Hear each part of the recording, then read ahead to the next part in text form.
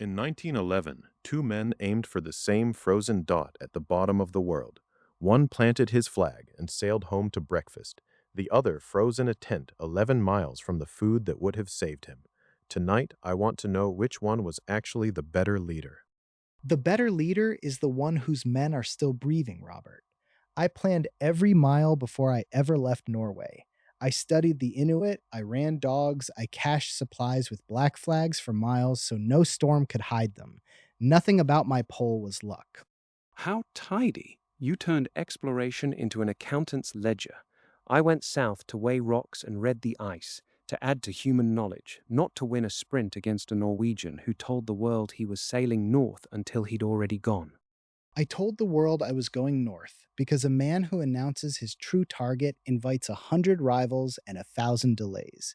I kept my mouth shut and my traces packed. You call that cheating? I call it not handing my enemy my map. Your enemy was the continent, Rold, not me. And that continent does not care how clever your feint was.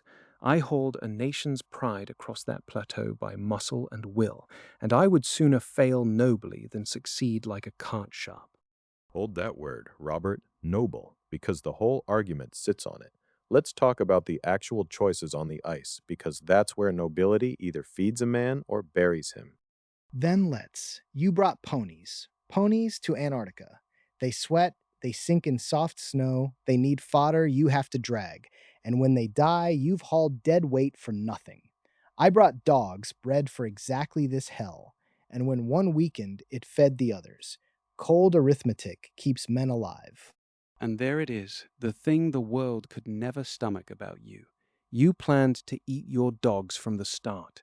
My men wept over ponies. Maybe that softness cost me the race, but a leader who can butcher his companions on schedule frightens me more than a blizzard. Sentiment is a luxury you pay for with other men's lives, Robert. I loved those dogs. I also knew what they were for. The kindest thing a leader does is refuse to let his feelings write a death sentence for the humans who trusted him. Trust. You want to speak of trust. My men followed me to the pole, knowing we might not return, and not one of them mutinied when we found your black flag already snapping in the wind. That is loyalty your dogs could never give you. That moment gets me every time. Scott's team reaches the pole, exhausted, and finds the Norwegian tent already there. Second place at the literal end of the earth. Rolled. Be honest about what you'd have felt walking up to another man's flag. I'd have felt what Robert felt gutted, hollow, all that suffering to come second. I don't mock that, but feelings weren't the killer. The return was the killer. I built my whole march around getting home. Robert built his around getting there. That difference is a coffin. The return was murdered by weather no man could forecast, rolled. Temperatures that should not have existed in that season. A blizzard that pinned us for 9 days. You had fortune's wind at your back, and you call it planning. Weather is not an accident to a leader. It is the certainty you plan against. I depoted food every degree of latitude and marked each cache so a blind man could find it in a gale. You placed your final depot too far and stocked it too thin. The storm merely collected a debt you'd already signed. You reduce 11 miles of frozen agony to a debt.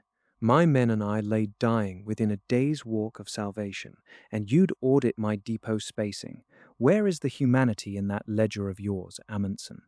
Let me push on both of you now, because we've reached the real fault line. Glory versus survival. What exactly does a leader owe the men who walk behind him, all the way into the cold? He owes them a way home. That is the whole of it. Not a beautiful story, not a marble statue, not a diary that makes strangers cry a century later. He owes them their lives, and everything else is vanity dressed as honor. And I say he owes them meaning. Men do not follow a leader into that white nothing for groceries and a safe return. They follow him because the thing is worth the risk. Take away the willingness to die for something, and you don't have explorers rolled. You have delivery drivers. Meaning is easy to promise and cheap to spend when it's not your own toes going black. Every one of my men came back with all their fingers and their whole lives ahead. That is my meaning. I gave them their futures, not a heroic ending. Yet the world learned my men's names, not yours. Oates walking out into the blizzard so he'd stop slowing us, saying he was just going outside and maybe some time. That is a man choosing his brothers over his own breath. No supply cache ever taught anyone how to be that. Oates, every time a dying man walks into a whiteout to spare his friends. Rolled, even you have to admit the ice produced something there that efficiency can't manufacture. I admit it freely. Oates was braver than I have ever needed to be, and I say that without a flicker of envy. But hear me, Caleb. That courage was only necessary because the leadership had already failed. Do not make me worship the beauty of a sacrifice that better planning would have made unnecessary. And do not make me worship a survival so managed that no one ever had to be brave at all. Something is lost when nothing is ever risked, Rolled. You came home whole, but did you come home having touched the edge of what a human being is? I touched it every single day I chose not to be reckless, Robert. Restraint is its own courage, and it never gets a statue. It's easy to be a legend when you're dead. The hard, unglamorous heroism is the leader who swallows his ambition so that 12 men grow old. Perhaps. But history remembered the frozen tent and forgot your tidy triumph. And history is not always wrong about what it keeps. A nation needs to know how a man dies, not just how efficiently he lives. My failure taught more than your success ever could. Then let the nation weep at your tent, and let the widows I never made weep with joy instead. I will take 12 living men over one immortal legend every hour of every day. If that costs me the marble, Robert, I have already been paid in something better. So here they stand. One man who got everyone home and was quietly resented for it. One man who got no one home and was loved forever for it.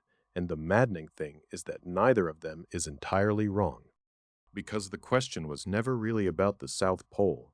It's about the people walking behind you right now, at your job, in your family, wherever you lead. Do you owe them a safe way home, or do you owe them something worth the risk? And when the storm comes, and it will, which promise will you have actually kept? Sit with that one. I'll see you next time.